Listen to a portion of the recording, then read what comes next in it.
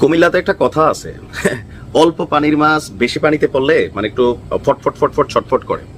দেখেন, July August অভ্যুত্থানে এনসিপির যে নেতারা বা যে ছাত্ররা, তাদের ভূমিকাকে অস্বীকার করার কোনো সুযোগ নেই। তবে নিশ্চয়ই এই 5-7 জন মিলে এই পুরো আন্দোলন ঘটায় নাই, নেতৃত্বে ছিল। তো তারা যখন ডিবি অফিসে ছিল, স্বতন্ত্রভাবে আন্দোলনকে গতি দেওয়া হয়েছে, অনেক কিছু করা হয়েছে, তাই না? এখন দিন শেষে যখন সারা বাংলাদেশ একটা নির্বাচনের দিকে বা যে অস্থিতিশীল পরিবেশ বা যে অসহিষ্ণু পরিবেশ রাজনৈতিক অঙ্গনে দেখা গেছে, সেইটার একটা সলিউশন সারা বাংলাদেশের মানুষ খুঁজছে। ডক্টর মোহাম্মদ ইউনূস, জনাব তারেক রহমানের মধ্যে যে বৈঠক, সেইটার প্রশংসা সবাই করছে।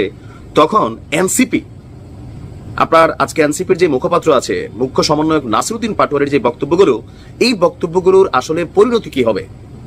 ওই যে হঠাৎ করে একটু মিডিয়া ফোকাস লাইট, বাবা জনগণ জনগণ না বইলা তোমরা ডাক দিয়া দেখো তোমার পিছনে জনগণ আসলে কারা।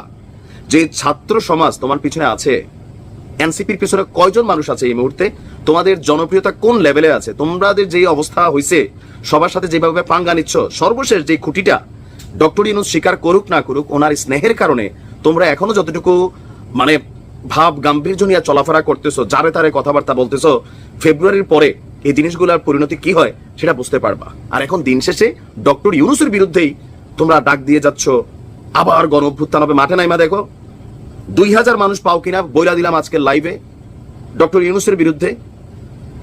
দেখেন ঘটনা কি, বিদেশের নির্বাচন নিয়ে বৈঠক গণ অভ্যুত্থানের আকাঙ্ক্ষার পরিপন্থী। তো গণ অভ্যুত্থান কি এনসিপির দর্জন পোলাপানি করছে আর সারা বাংলাদেশ বলে আঙ্গুল চড়ছিল? জনগণের গণ অভ্যুত্থানের আকাঙ্ক্ষার পরিপন্থী মানে কাদের আকাঙ্ক্ষার পরিবর্তে? তোমাদের কয়েকজনের। আইন প্রশাসন সবকিছু এখন পকেটে, যা খুশি বলা যায় করা যায়, মিডিয়াতে অনেক কিছু প্রকাশ হয় না, চুপচাপ আছে। এগুলা একটা এনজয়েবল ক্ষমতা নাকি? একটা দল ক্ষমতায় গিয়েও এতটুকু এনজয় করতে পারে না। আপনার জাতীয় নাগরিক পার্টির এই মুখ্য সমন্বয়ক বলছেন যে লন্ডনে বসে একটি রাজনৈতিক দলের সঙ্গে সরকারের মিটিং দেশবাসীর স্বার্থ গণ আকাঙ্ক্ষার সাথে প্রতারণা। মানে ডক্টর ইউনূস তিনি একজন প্রতারক নাকি?